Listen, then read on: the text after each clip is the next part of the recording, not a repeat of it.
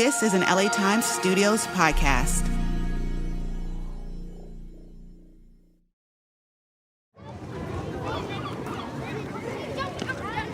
I'm standing at the harbor in Long Beach, California, surrounded by school children and seagulls. I came to the ocean today to go on an adventure of sorts, to see marine life up close and personal on a whale watching tour. Hi, good morning. Hello, thank you. Watch your step. Can you walk me through what we're going to see today on the boat? Yeah. So we're going to head out into the open Pacific Ocean, and we are looking for a number of things. So we are looking for marine mammals, and that includes anything from whales, so big baleen whales, to dolphins, seals, and sea lions, and then even seabirds as well.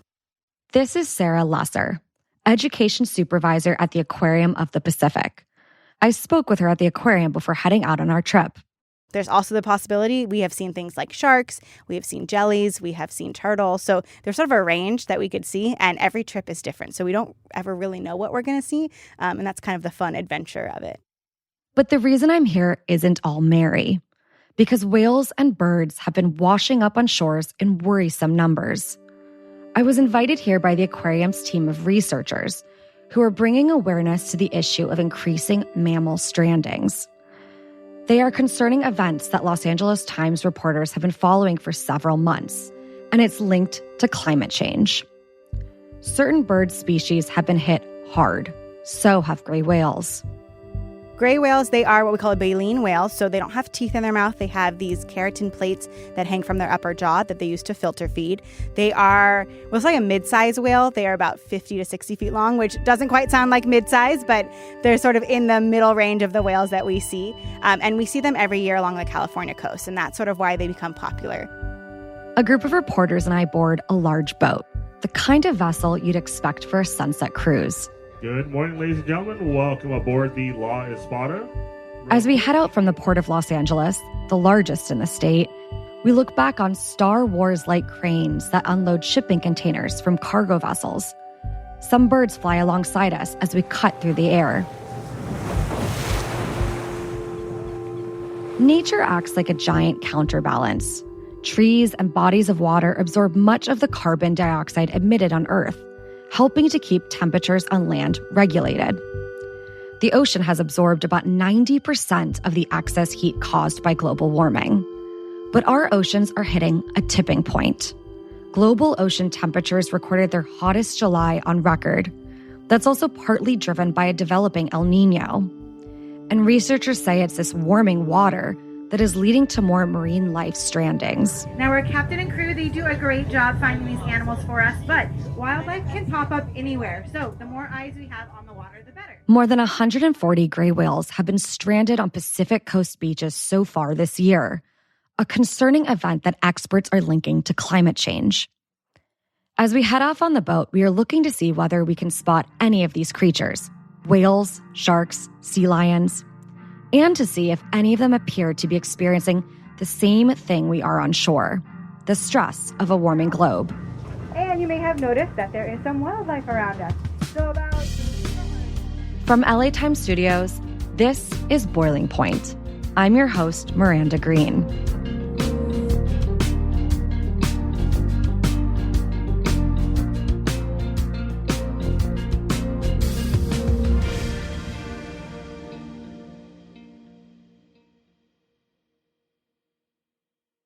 During one of the most severe windstorms Southern California experienced in more than a decade, the Palisades and Eaton fires ignited, leaving heartbreaking losses in our communities. Now, as we build back, we're building stronger, cleaner, and more resilient in communities most vulnerable to dangerous weather conditions and wildfires. Southern California Edison is placing power lines underground, hardening the electric system by installing wires with protective coating, and adding advanced technology to help keep communities safe. The work is underway as communities rebuild across the region. And if you were impacted by the Eaton fire, support may be available through Southern California Edison's Wildfire Recovery Compensation Program. Claims can be filed directly through the program. No legal fees, no lengthy litigation, payment in months, not years. To file or explore the program, visit sce.com/directclaims. Communications funded by ratepayers. I'm Brooke Gladstone, co-host of WNYC's On the Media. Information doesn't just inform us, it shapes how we see the world, what we fear, and who we trust. That's where On the Media comes in. Each week, we investigate how information flows, who controls it, and what that means for our democracy. It's not about the headlines. It's about the hidden structures behind them. Don't be a passive consumer. Listen wherever you get your podcasts. Sarah Lesser is the education supervisor at the Aquarium of the Pacific. She and I spoke about the connection between warming waters and marine life fatalities. Sarah, thank you so much for chatting with me today. Of course. Why don't we start with, can you tell me where we are right now? Yeah, so we are at the Aquarium of the Pacific in Long Beach, California, and we are a nonprofit aquarium, and we do a lot of research and conservation projects to protect our ocean backyard. So it's actually pretty much a homecoming for me. I think the first time I ever came here was right when it opened. So I'm aging myself a little bit, but I remember coming through and seeing all the exhibits, and it was really one of the first times I think it really solidified my love for the oceans and for ocean life. And I'm excited to be back here today. We're going to learn about mammals, and specifically a kind of unfortunate scenario that's been happening, which is a lot of marine life has been washing up on the shores up and down the coast of California, and even starting in Baja California and going all the way up to the coast of Alaska. Can you tell me a little bit about what's been happening? Yeah, well, first, welcome back to the aquarium. We're happy to have you back. Thank you. So there's a couple things that have been happening. Right here locally for us, we are in a marine heat wave, so our ocean temperatures, the surface is warming, and that affects a lot of animals in a lot of different ways. It affects the food source that a lot of animals are eating, so they either can't find their food or they have to move elsewhere for food. And then up and down the coast from Baja to Alaska, like you said, we are seeing the effects on gray whale population. So gray whales are a migratory species. They have one of the longest migrations of any mammal. They travel about 12 to 14,000 miles round trip every year. So in Alaska, they are there in the summer feeding, and they eat something called amphipods, which are tiny little crustaceans that live in the mud or the sand. And then about October, they start traveling down our coastline to Baja, where they're going to breed and give birth and then travel back. The challenge they've been facing is that there is less food for them to eat. Warming waters plays a part, lack of sea ice plays a part in that, and so they have to feed longer and there's less food. And so as they're making that journey, they're not feeding on the journey, and as they're traveling back, they are emaciated, they are malnourished, and that's why we're seeing them wash up along our shores. I imagine this is something that didn't just start happening this year. How long have scientists been noticing this kind of warming water phenomenon and the impact on the food options for these animals? It kind of goes in waves. We'll see it cool, then we'll see it spike again, but the trends have kind of been going upward. And so for some animals, even slight changes in water temperature, it is too much for them to adjust. For some animals, like those whales, they can adjust fine, but it's their food source that cannot. And that poses the big problem for those larger animals. What are the temperature swings that we're talking about here? Because I imagine for the wussies like me who take a toe in the Pacific Ocean and say, absolutely not, they're thinking it's still pretty cold. Yeah, so we consider our waters temperate. So it's not the coldest, it's not the warmest. It's usually in like the mid 60s. But these temperature changes, they sound tiny. Half a degree, 1 to 2 degrees. But for an animal who is used to that like same temperature year round, those degree changes, while we may not feel it, they really feel it. How much of this have scientists linked to climate change? Quite a bit. Yeah, we know that climate change pretty much exacerbates any natural weather phenomenon. So the normal fluctuations in water temperature, that's something that we know happens, but climate change makes it even more drastic. So small degrees in the changing temperatures of the water impacting the small food sources that are really important for some of these large animals, so much so that they're washing up on shores because they're essentially dying of starvation. Yeah, so it kind of depends on the animal, but we're seeing a lot of birds, and the challenge for birds is their food is either moving elsewhere or moving deeper in the water, because warmer waters is not favorable for a lot of bait fish, things like sardines, anchovies, smaller fish, and so the fish will either move to colder water or they'll move deeper in the water column, and the birds just can't reach it, and so they get malnourished for that reason, and that's why they wash up. For whales, they can dive deeper, and so they're just looking for their food source in other places. So here along the coast, we may not see the same animals that we usually see. It might change their migration or just their natural behaviors. Tell me a little bit more about gray whales. Why have they been seeming to be the most responsive to this fluctuation in food patterns? So we track gray whales by a census. So that's one of the ones that happens. There's a census that happens here in Southern California and then all up and down the coast where they just watch the gray whales and count how many we see. It's not a full number. It doesn't give the full picture, but it does give an idea. And we've seen big fluctuations in their populations. They rise a couple years and then they crash. And a lot of it ties back to their food source up in Alaska. You working for an aquarium, obviously dealing with marine biologists on a daily basis. I'm imagining that when you hear about these strandings and see communities that are obviously reeling from seeing the whales washing up on their shores, it must be really hard for you to see kind of knowing what's driving this. Yeah, it's definitely has an impact on myself and all of our team. We have a team of naturalists who go out on the boats and we go whale watching, and a lot of us have been doing this for years, and so we see the changing trends from year to year. I think one of the things that we sort of hold on to is being able to educate people on the boat here at the aquarium, just talking about what the challenges these animals are facing. That is an act of conservation, and so that's sort of how we kind of push through and make people aware of these challenges, because that's the first step to changing things. What are the solutions? Are there any solutions to fix this? That is a big question. Again, I think sort of the solution that you and I can do is talking about them, doing this podcast, educating others, and then sharing that information so that people know there is a challenge facing these animals. There's other small things, recycling, being careful of what you're buying and you're purchasing, but some of the bigger changes are sort of beyond the individual level. Talking to your legislators, being active, and talking about what's happening are sort of the most active things we can do. I know individuals oftentimes, when they see an animal washing up on shore, they'll say, like, we need to help them. What can we do? And they think about the automatic kind of nitty-gritty, like rehabilitation or getting zoos involved. But this is obviously a bigger picture than an individual case-by-case basis. Yes. Also, for things like whales, most facilities don't have the space to take them in. And so the rehab part of that is a great idea, but is not always feasible. So we can, put attention towards one or two individuals. We can move them back into the water if they're still able to survive. But you're right, it is a bigger issue. And sort of we need to tackle the root cause of it rather than each individual. Well, why don't you walk me through then when an animal does wash up on shore? How can aquariums or big facilities get involved? How have they been getting involved? What has been happening on the ground? For strandings, the biggest thing is to actually not sort of touch or get involved with the animal, but to let the right people know. So the aquarium, knowing that this is happening, has created a resource that has a list of numbers to call based on what animal you're seeing. There's a stranding network for whales, there's a stranding network for sea turtles, there's one for birds, and contacting the right people, and then they will come out and assess and appropriately deal with the situation. What are all the animals that we're seeing being impacted by this? It could be pretty much all animals in the ocean. What we're really seeing is birds a lot. We are Any seeing specific kind of bird? I know the birds that have been seen washed up are cormorants. There's some pelicans, some gulls. Those are the common birds that we have locally, and so those are the ones that we're seeing along our beaches. We're also seeing the absence of some other birds. There's a bird called a sooty shearwater that we commonly see in the summer, and we just aren't seeing them. And our sort of guess for them is their food has moved elsewhere. And so they have moved elsewhere. And so they have moved elsewhere.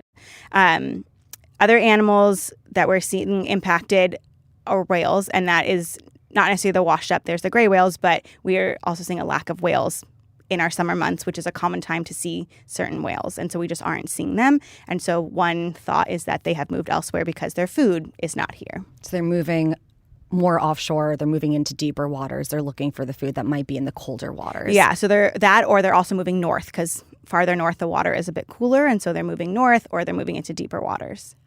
This is not the first time that we've seen some of these strandings. I think it was like 5 or 6 years ago, we had a number of whales also washing up. That was considered a major die-off or mortality event, I think is a term. Yeah, so we call it a UME, an unusual mortality event, and we were experiencing one for gray whales a couple years ago. And then I think last year or the end of 2024, it was deemed over, which is sort of a tricky line because we're always going to see some number of whales washing up, but it's just the volume of them. And we were seeing an increase now. And so there's talk of whether to declare another unusual mortality event. What is that barometer to make that distinction? When would we potentially pass that kind of limitation where it's like, okay, yes, this is definitely happening again? I don't know that there's a specific number, but it's definitely looking at past data. So far this year, we've had less strandings than the year before, but the year's not over. And so we're at, I think, around 150, whereas last year was 179. And so it's just looking at past years, looking at what that last mortality event was like, and then sort of going from there. Does it change anything when it does get that official title in the way that the state reacts or any scientists? Not really. Researchers, I think, keep a closer eye on their numbers. I think there is talk of what kind of conservation efforts can be put into place. But for such large animals like whales, we're sort of limited in what we can actually do because we can't take those animals from the wild. We don't want to take them. What is the state doing to react to this? There's a lot of research that's just being done, studying these animals. Photo ID is another way that we study animals. And so taking pictures, monitoring them, that's really the most that we can do. And then putting funding towards any conservation efforts that we can establish. Why is it that the ocean is warming? I mean, I know climate change is happening, it's impacting everything, but how does that impact the ocean? Yeah, so one of the sort of ways that we talk about it is we use this analogy called the heat trapping blanket. So fossil fuels. Everything we do burns fossil fuels. Driving our cars, turning on lights, any sort of infrastructure, manufacturing burns these fossil fuels. And that's carbon dioxide that's released into the atmosphere, and it gets trapped in the atmosphere. And we call it a heat trapping blanket. So imagine you are at home, it's cold, you put on a blanket, you've warmed yourself up, you're still a little cold, you add another blanket, then you get too hot. We can remove a blanket and cool us off. With a heat trapping blanket in the atmosphere, we can't remove that blanket. And so that heat just gets trapped around our planet and it travels into the water as well. So it warms our ocean. So that is one of the reasons that our oceans are warming. And the ocean, it takes in a lot of this carbon dioxide too, right? It does, yes. A lot of animals taking carbon dioxide, whales specifically, they are what we call carbon sinks. And so when a whale dies, naturally in the ocean, it takes all that carbon that it has sequestered or taken in, and it actually drops to the ocean floor and it holds it there. So it pulls in carbon dioxide. We are just burning too much for these natural processes to take in. Wow. So the ocean already essentially kind of acts like a forest in a sense where it sucks in this carbon dioxide, which is obviously dangerous for humans and a lot of other animals, leading to some of this global warming. But the pace of carbon in the atmosphere is just too much for those natural factors to be remedying the situation. Yeah. So carbon dioxide naturally exists and it is in the atmosphere. We can't stop that. There's no way to. And there are natural levels, but we are burning it faster and at higher volumes than those natural processes can take in. It always comes back to carbon dioxide, the greenhouse gas that we know is a big contributor to climate change and marine heat waves. And whales and birds aren't the only parts of the ocean ecosystem impacted by rapidly warming oceans. In fact, research into the impacts of climate change on oceans is still ongoing. What we do know, though, is that the damage is likely more than what we've documented so far. After the break, I'll speak to a researcher looking at these global impacts.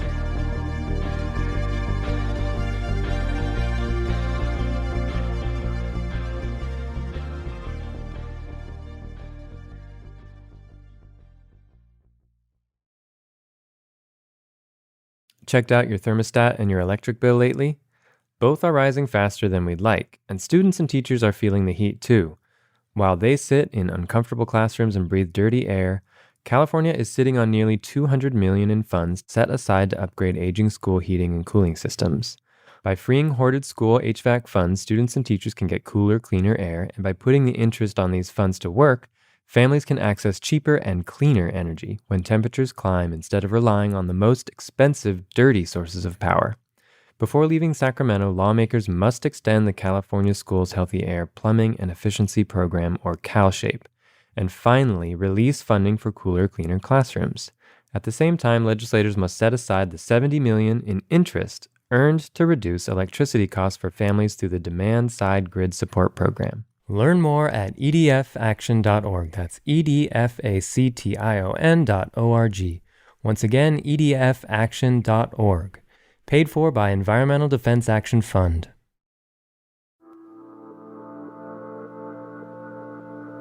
We are a terrestrial organism, and we are not well adapted to understand how the ocean works.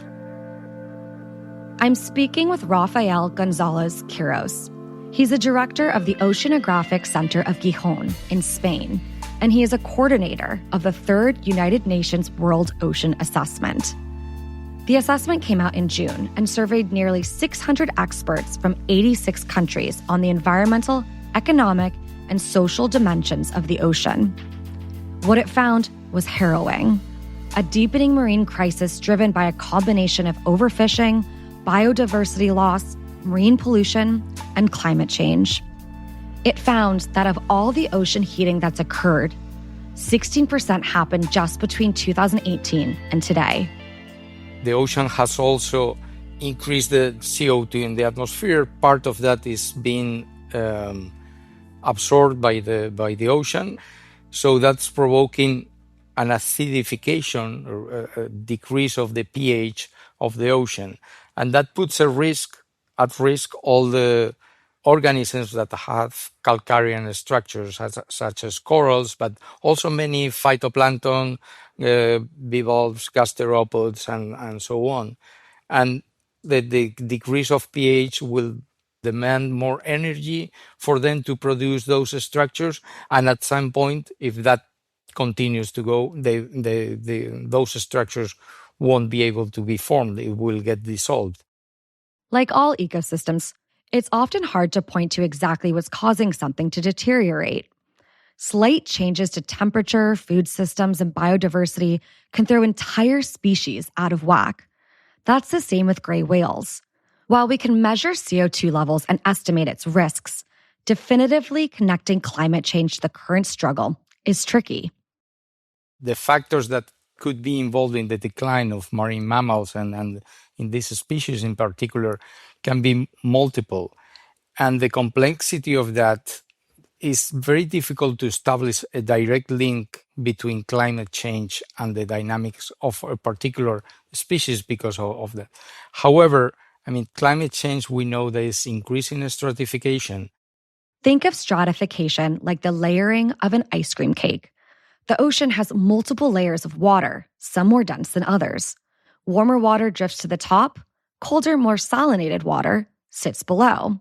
Those layers are densely populated by plants and organisms like phytoplankton that actually make up the majority of the diet for big ocean players like whales, and plankton feed on deep sea nutrients. But climate change is increasing stratification, making it harder for those nutrients to be upwelled through normal ocean currents from the depths of the ocean to the surface. The growth of phytoplankton has to occur close to the surface of the water because otherwise there's no enough light. In that area, the phytoplankton usually, once it starts to grow, it starts to consume the nutrients, the nitrate and phosphate, and because they use it to produce organic matter. If there's no current that brings up nutrients that are in deeper waters to the surface, then the growth stops. The more barriers there are to the mixing of all these separate layers, the more barriers there are to all living organisms within the ocean getting the food they need to survive. From the tiniest unicellular organisms to giant gray whales. Experts say that the lack of food is largely what's driving gray whales and others closer to shore in search of nutrients. They wash up either because they get hit by boats closer to land or from starvation. Other species are feeling the impacts too.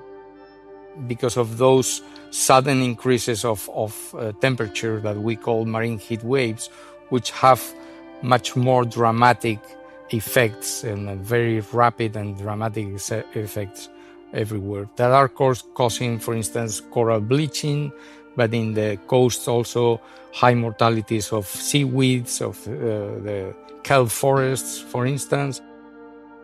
So we have acidification, we have marine heat waves, and there's one more thing going on: rising sea levels. At the moment, the rate of sea level rise has doubled in the last around 10 years. That will affect the transport of sediments in the coast, put many coastal infrastructures at risk. And moreover, if that goes together with something that we are also observing as an increase in the storms, in cyclones, and so on, that will put many of the infrastructures that we have at the coast at risk.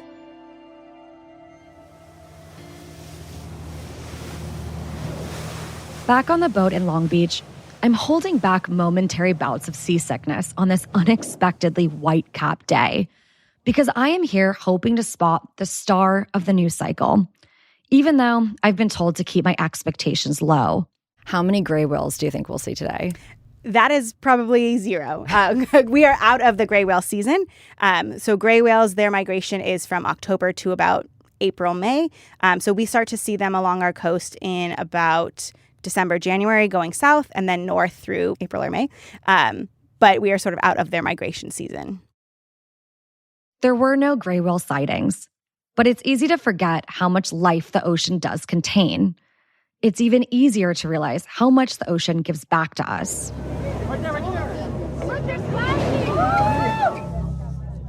As we were heading back to shore, something magical happened. We came across a pod of short-beaked common dolphins. Hundreds of gray and white dolphins, 4 to 6 feet long, surrounded our boat. If you're on the 3 o'clock side, make sure you look straight down. We've got some dolphins swimming right alongside us. See that one? That one did a big jump. Yeah. Look. He's showing off. Show up, do a big jump. It was calving season, and nearly every mature dolphin had a tiny baby nuzzled next to it. Fins and tails canvassed the ocean surrounding us. Several jumped out of the air. There were so many, it was hard to distinguish their peaked bodies from the waves themselves. Seeing this powerful group of dolphins swimming together in unison, so clearly at home in the ocean's impenetrable depths, it's easy to forget that they are just as vulnerable to climate change as any other creature. According to experts like Rafael, warming temperatures will likely impact all marine life, dolphins included. We have bleached coral, rising temperatures in the ocean. We're having sea level rise.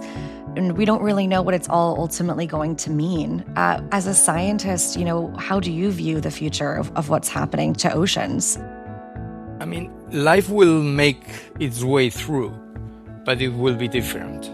And the consequences of that are very difficult to anticipate. Sarah Lesser tells me that researchers at the aquarium don't see a reversal of the impacts as a real option at this point in time. But they hope that through education, they can curb what's happening to marine animal populations. At least enough so the animals can right themselves. What is the hope that, you and researchers have for the future of marine life, knowing that they're up against these challenges that are kind of facing the globe? What are you hoping will happen in the next couple of years? The hope is that we are able to, I won't say reverse the effects, but to sort of curb what's happening and see a rebound in these animals. These animals are resilient. We have seen it with gray whales. They were at the brink of extinction when whaling was around. They have seen dips in their population before, and they've always rebounded. So that is the hope, that these animals are resilient. And if we're able to put all these actions into play to stop what's happening, we can see these animals come back.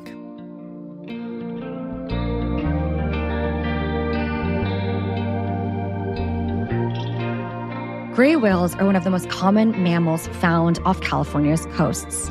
But this week, a story having to do with another beloved animal also took headlines. Here's Los Angeles Times reporter Lila Seidman about the fate of California's most beloved bird. Jackie was a bald eagle who nested in a Jeffrey pine tree overlooking Big Bear Lake with her mate Shadow of 8 years. And her goings-on via a live stream was captured for many years. Jackie and Shadow have nested together. They have raised several babies. And every year, particularly during nesting season, so when they're preparing to lay eggs, then raising babies, that's kind of like the on season for these eagles. People watch the live stream, and because the cameras are trained right on, one of them is trained right on the nest, people can watch them feed babies, incubate the eggs, And this has given people like a front row seat to something you would never really be able to see because it's so high up. And through all of this, Jackie and her mate Shadow have really become worldwide celebrities. When people talk about Jackie and Shadow, I think they're really drawn to one, their personalities. People tell me that they have very distinct personalities. Jackie is kind of seen as the boss, and she's kind of picky about where her sticks go in the nest, and she's seen as this kind of like fierce mother warrior with this other side that's very maternal and loving. And there's something about the combination of those characteristics that's very charming for people. And then Shadow is also seen as this like, he's particularly seen as this like amazing partner. He's this devoted dad. I mean, both the eagles raise their young together. He takes turns sitting on the eggs when they need to be incubated. He is fishing and hunting for them, you know, when he has babies to feed. And so he's kind of seen as this like heroic, but also kind of domestic figure. This has been a very dramatic nesting season from the beginning. Jackie laid 2 eggs in the winter. I think it was in late January, but both her eggs were eaten by ravens. And so those were no longer viable. This was devastating for people, but it was known from the beginning that they could lay more eggs and that this had happened before. And so that's exactly what happened. They laid another clutch of eggs, and this time it was successful. So there was kind of like an extra sense of enthusiasm when those eggs hatched. And I think that happened over Easter weekend. So it was like this very momentous occasion. And then, you know, they did their thing. They went into mom and dad mode and they raised these 2 babies. And so everything seemed to be going great. So in mid-July, Jackie was found on the shore of Big Bear Lake. And she was weak, she was underweight, and a rescue team got her, did an initial evaluation, but then they moved her to the Ojai Raptor Center, which is a rehabilitation center primarily for birds of prey. And that's where she's been for several weeks. And, you know, this came as a shock. The tests revealed that she had severe anemia, and initially she had kidney inflammation. And though they said they learned a lot from the test, they never revealed a diagnosis. And her health journey since arriving at the center was kind of up and down. She received a blood transfusion and her blood values seemed to be doing better, but then they started going down, and she just passed away shortly after that. You know, I know people are grieving for her, and she meant so much. In fact, I put out a reader call out yesterday, and I've gotten close to 200 responses, and the responses are still coming in. And they're from all over the country, and some of them are from other parts of the world. Many people are reflecting on what the Eagles meant to them. I think having reported on Jackie and her family for the past year pretty closely, I've noticed that many people have come to them in dark times when they need something positive. And Jackie and her family have been an outlet for people. A lot of people came to them during the pandemic, for example. And so they've come to represent this kind of like wholesome and also admirable family and couple structure that a lot of people say, you know, I want to emulate. I learned so much from them. I wish I could be more like Jackie. But then, of course, people are sad that she's passed, and many people are concerned about what will happen with her mate, Shadow. The cameras installed near Jackie's nest will continue to run, from what I've been told. There are other eagles in the area, but Jackie and Shadow are the only eagles that were nesting there. So, you know, it's possible new eagles could move in. Let's say, again, Shadow could take a new mate and stay there. And then the cam would continue with new stars, as it were. But yeah, apparently the cameras will remain. What we'll see on the cameras, that's still TBD.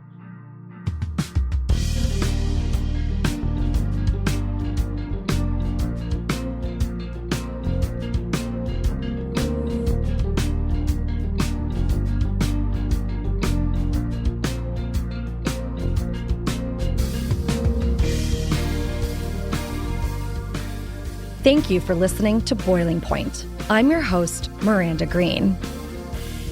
My producers are Mary Knopf and Jonathan Shiflett of Studiophonic. Additional production help from Audrey No. Sound design by Jonathan Shiflett. Monty Morin and Ingrid Lobet are our editors. Director of post-production is Patrick Stewart. Senior sound recording engineer is Nick Norton. Our podcast marketing manager is Bryn Jora. Our senior media manager is Kelsey Rodriguez. And our director of marketing operations is Nicole Adderholm. Special thanks to LA Times Studios president, Anna Migzanian. President and Chief Operating Officer of the Los Angeles Times is Chris Argentieri. Executive editor of the Los Angeles Times is Terry Tang. Boiling Point is executive produced and co-created by Darius Derrickson.